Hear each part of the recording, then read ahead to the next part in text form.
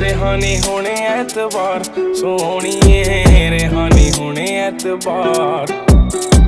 ऐदां नी चलदे प्यार सोहणीए, ऐदां नी चलदे प्यार, ऐदां नी चल